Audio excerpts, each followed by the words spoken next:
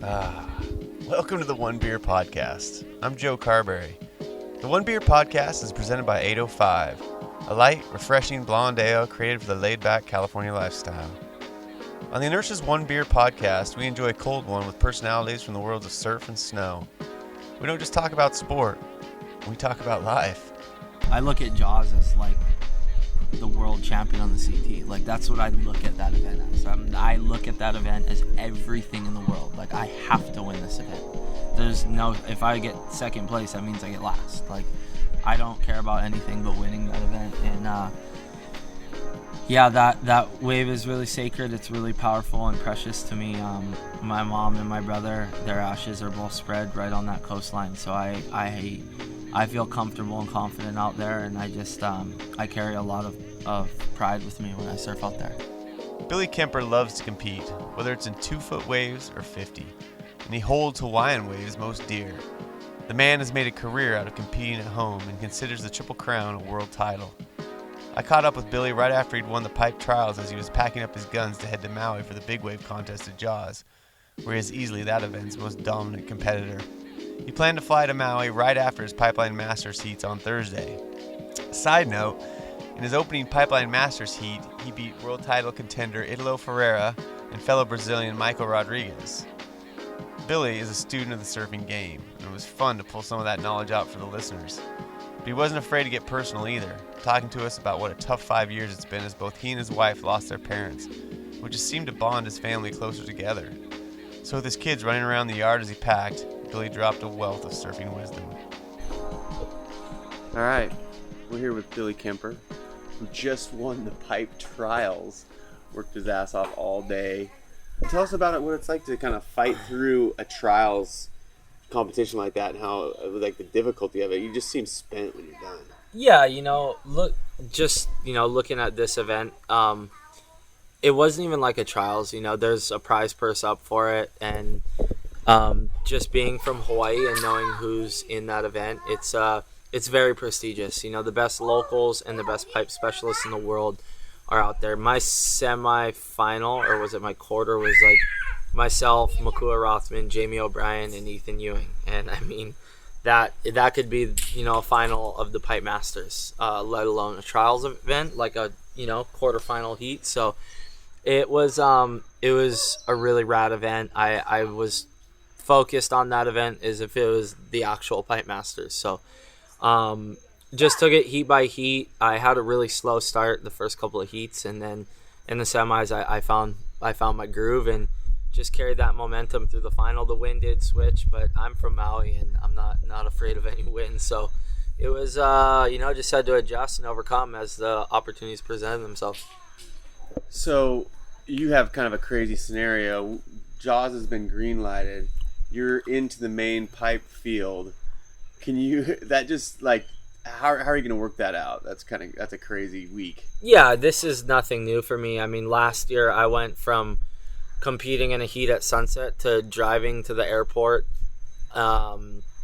straight to the airport. I got to Maui at 3 p.m., competed at Jaws the next 2 days in a row, flying back at 9 p.m. after I won, straight into a heat at 9 a.m. the next morning at sunset. So, I mean, I've done this before. It ain't my first rodeo, and I work really hard on my physical and mental training with, people like Kahea Hart, Matt, and Sheree Chan with, basically my mental preparation and all my physical training. So, I mean, I'm very excited. Like, I think a lot of people would be spent and be tripping out on their situation and their schedule, but this is what excites me. This is what lifts the hair up, on my back and makes me want to go harder and, heavier. So I'm very excited, and yeah, I can't wait. I can't wait to compete tomorrow. I can't wait to go over to Maui on Thursday.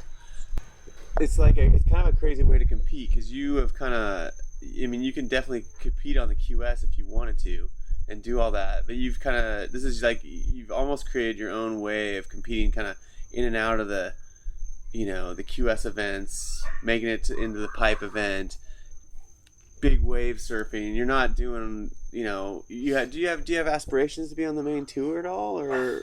No, I came out of high school and that was definitely all that was on my mind. I chased the QS, I flew around the world, and I found that I wasn't happy. I found like I was getting pissed off on the other side of the world, canceling my trips, coming home early after losing in 2-foot waves and wherever, Japan, wherever, maybe Africa. And um, after I'm a competitor at heart. I love competing, whether it's in 2-foot waves or 100-foot waves.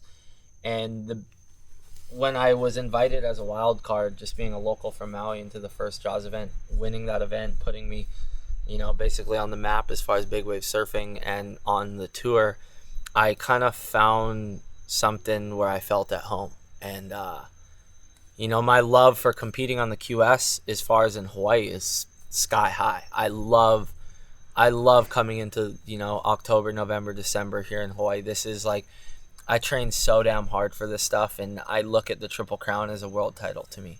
And I'm literally, I won't stop until I get one. I won't stop after I get one. And that's my goal right now, is to capitalize on winning a Triple Crown. And that's all good, man. And he's a popular guy right now. He's on a winning streak.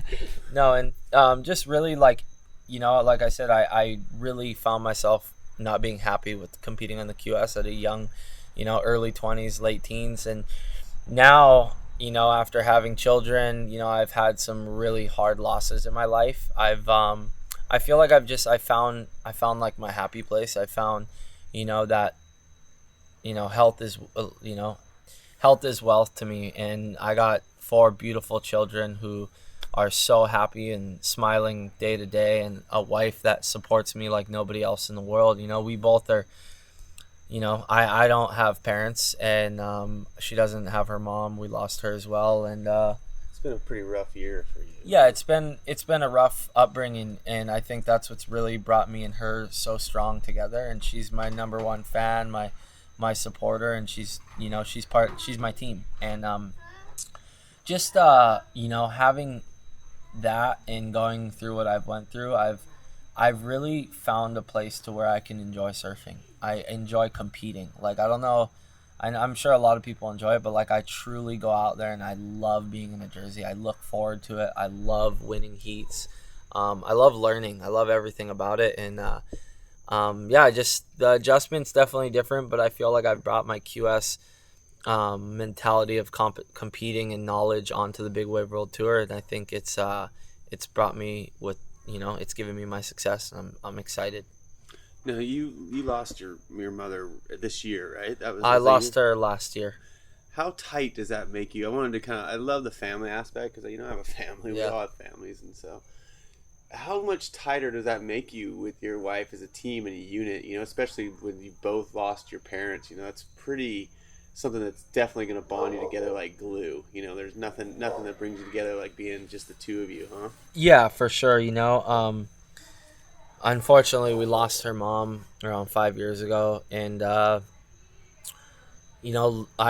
very gratefully, I had a beautiful mother, and she never judged anybody, and she was a mom to all my friends as well. And she took my wife now in under her wing, and definitely tried to be a mother to her as well, and just show her all the love and respect. And I think we learned a lot. I think obviously I'm sad, and it breaks me every day not knowing that my mom can't be here to watch my kids grow up and to just be here with me. But I've came to realize that I can't be selfish with that, and I got to realize that for 28 years I had the most beautiful, loving, supporting mom in the world. And some people are born without moms. Some people, their moms leave them at an early age. I had, hopefully a quarter of my life with the most supportive, loving human on earth. And I'm so grateful for every second my mom was there and supported me. I mean, she was there for me to win a world title. She's there for me to win Jaws, a couple times. And now it's just doing everything, in memory of her, and just representing who she raised me as, and just supporting basically my legacy and carrying on every tradition my mom taught me.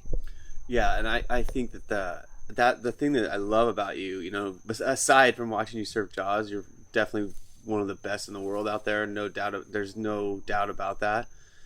But the way you've created your own niche of competition, like we kind of talked about there, you just want the Triple Crown. I love that. Is that just because of the legacy of who's won that too? Why, and it because it's your home state, that's why it's so important to you, and it's one of the toughest places to surf in the world, obviously. Yeah, I think like my mentor is Sonny. Sonny's like, his last win at Sunset, I was his caddy, and I don't caddy for anyone ever. When I lose, I go home and cry. Like I'm a hard loser. And when I lost that event, I was furious, and he asked me to caddy for him, and I was like, all right. He's mentored me. He showed me everything. He taught me, everything. And to be there and caddy for him through that win was so meaningful. It meant so much to me. And now I look what he's done for Hawaii and look what he's done for surfing. And I just try to follow his footsteps. And that Triple Crown title is kind of like, it's up there for a world title for me. Without the Big Wave World Tour really a tour now, I look at Jaws as like the world champion on the CT. Like that's what I look at that event as. I look at that event as everything in the world. Like I have to win this event. If I get second place, that means I get last. Like I don't care about anything but winning that event. And that wave is really sacred. It's really powerful and precious to me.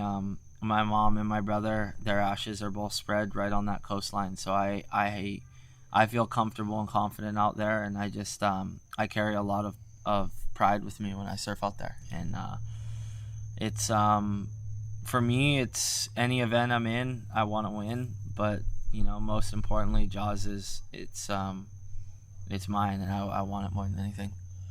Well, that said, I mean, it is kind of the premier big wave spot. What are your thoughts, though, on what's kind of happened to the Big Wave World Tour? Is that a bummer for you, though, kind of to see that the tour's sort of been... It's kind of been taken... I mean, it's not really there anymore. It's like... No, it's not, but I think it's... I think it almost needed... We were going, I feel, in the wrong direction. How so? For me, I love surfing big waves. I like surfing high-performance big waves, and when you look at a wave like Nazare... It's a tow event. It's a tow venue. It's made to tow the biggest wave ever ridden. Jaws, on the other hand, is the pinnacle of big wave surfing. You can paddle an 80-foot barrel out there. Like, there's no wave in the world that you can do that at. And I feel like with giving the attention to paddle surfing out there, maybe, in hopes we can relaunch this tour, and we can, my ideal tour would be 2 Southern Hemisphere, 2 Northern Hemisphere events. I would like to see Puerto back on tour, and I'd like to see Cloudbreak on there for the summertime. And then going for the wintertime, Mavs and Jaws. That would be the ideal four events, 2 summer, 2 winter, and that would be the premier tour. That's high performance, big wave paddle surfing, pushing barrel riding and drawing lines that, were once not thought of possible. So, moving Nazareth into a tow event, I'm stoked on it. I don't have to go back there. I don't really have any desire to paddle that wave. There's so much risk for such little reward. And for me, with children and just how I look at life and approach my surfing, I wanna put it all on the line. I wanna risk everything, and I wanna literally go bigger than anyone out there. But I wanna make sure that I'm doing it all for the wave of my life, and I feel like the only place that's going to reward me with that is Jaws. So that said, let's talk about Jaws a little bit more. Like you're the person to be able to talk about this. Who do you like to watch out there? Who do you like to who makes you kind of sit back and go, wow? Just growing up tow surfing out there, I had the raddest team growing up as a teenager. It was myself, Marlon Lewis, Matt Miola, and Albie Lair, and we didn't give 2 shits about anybody else out there. We didn't care about Laird, even though he's like my uncle. I didn't care about anyone, Ian, nobody. It was just us. And then it turned into like this head-to-head thing with me and Albie, because Marlon would drive me and Matt would drive Albie. And we were the 2 regular footers. They were the goofy footers. And we started this little barrel kind of competition thing where we'd go deeper and deeper and deeper to push ourselves and elevate, ourselves as surfers. And I don't think we ever thought in a million years that we'd be where we're at now, making a complete living, buying homes and raising families. He doesn't have a family yet, but hopefully he has one coming soon with his new girlfriend. But I think we're both really grateful, and I think we've both helped each other get to where we're at, and the competitive drive is still there. It's probably more than ever now, especially that I've snagged a few wins over him out at Jaws. But when it comes down to Jaws and watching people, then their approach, Albie surfs that wave like he's surfing backdoor. And straight up, I mean, he's riding small boards. Yeah, he's taking off on the West Bowl, but that might be more technical and harder to ride. In competition, I think people want to see the biggest waves and the biggest barrels ridden. It's a big wave event, so it's a little different aspect to it. But as far as surfing Jaws in general, I love watching Albie out there. He fucking kills it, man. It's like watching, Jamie or somebody at backdoor, and that's how I want to surf it. I want to surf it like big backdoor. So and he's always experimenting with equipment. I love that too. Yeah, he's got a great shaper, Sean Ordonez, backing him, and Sean makes him some crazy boards. And I mean, Albie goes nuts on him. He rides 8.8s. I ride 10.0s basically. So it's a big difference in our equipment, but we're also positioning ourselves on two totally opposite sides of the wave, and just a different approach. And then, I mean, I can't not say Shane Dorian. He to me is like the kingpin of Jaws. He's like the Godfather, like Pablo out there. He he holds it down. He's the boss, and I mean, he started this. He's the reason why, everybody's paddling. He's the reason why I want to pack the biggest barrel I ever paddled into out there. He did it, and he did it as good as anyone. And I think I really admire him as a father and as a family man. Like what he's done with his son Jackson and his turn in his career right now. Like it's really inspiring to see somebody with that much talent just understand the process of living life. And it's not going to be like, I need to be in every event. I think he's at that point where now it might not be that he's going to surf these events. I mean, I think we're waiting to hear for him to confirm his spot for Thursday, but either way, he's a lord out there, man. I look up to him in every way, not only as a surfer and as a Jaws god, but just as a father and as a husband. The guy is really good human. He's so inspiring, man. In and out of the water, it blows my mind that like I can call him a close friend. Like I talk to him on a pretty consistent basis over text. We hang, and not in a million years I ever would have thought I would be that close with Shane Dorian growing up as a shithead kid on Maui. Well, Maui? Do you guys take pride? I mean, it's like 100,000 people in that island, and it's got some of the best surfers in the world. Is there a pride in that community there that you guys have developed so many good surfers? It's pretty crazy. Yeah, Maui is a special place. Maui no Koi, it's the best. There's nothing like it. As far as talent, I mean, where does it stop?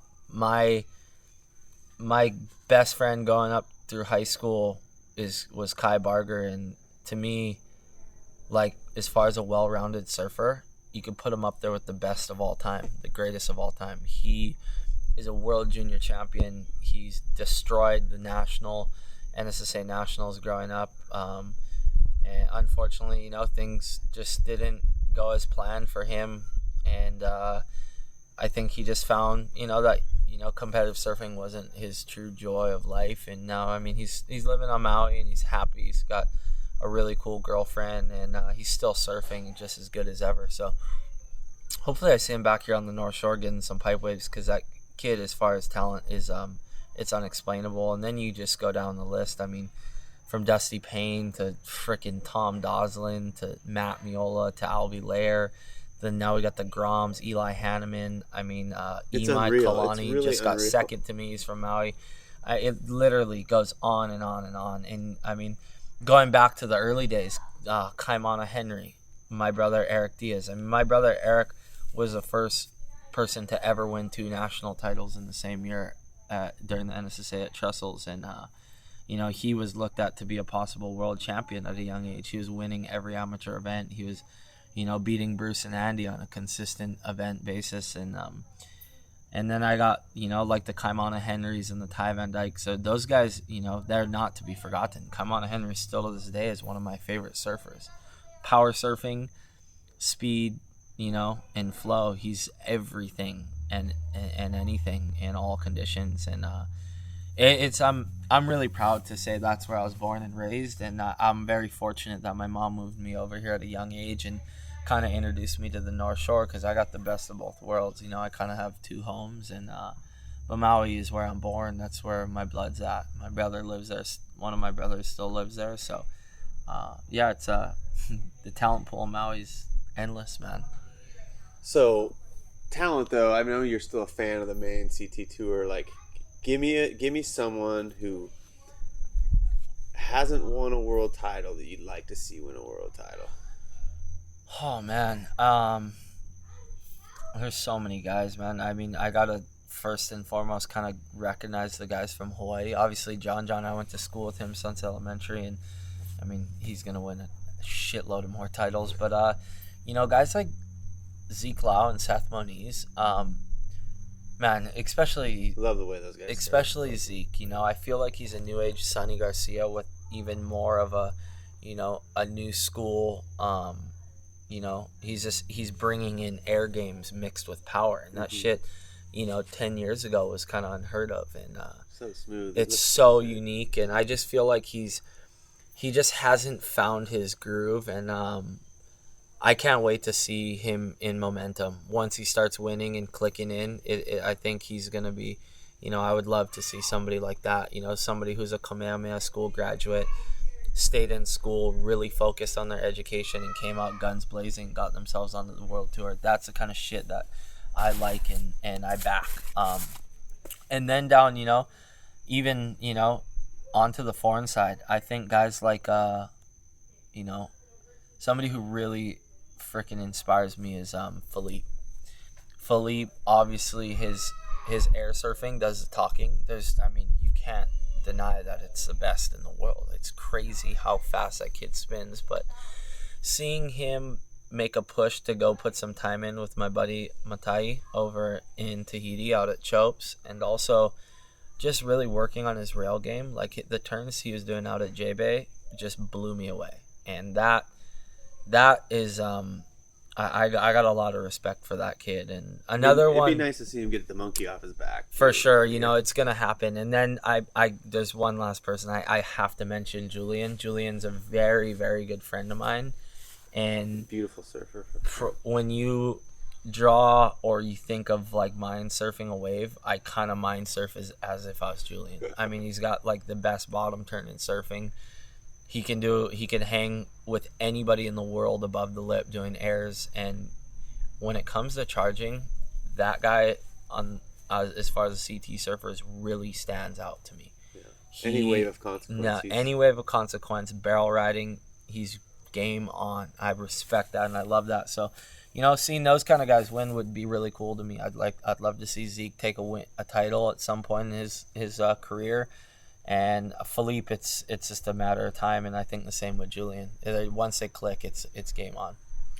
Well, man, it's been good to talk to you, dude. I really appreciate you. I love to suck some knowledge out of my head, dude. You're such a student of the game too, so it's really fun to see.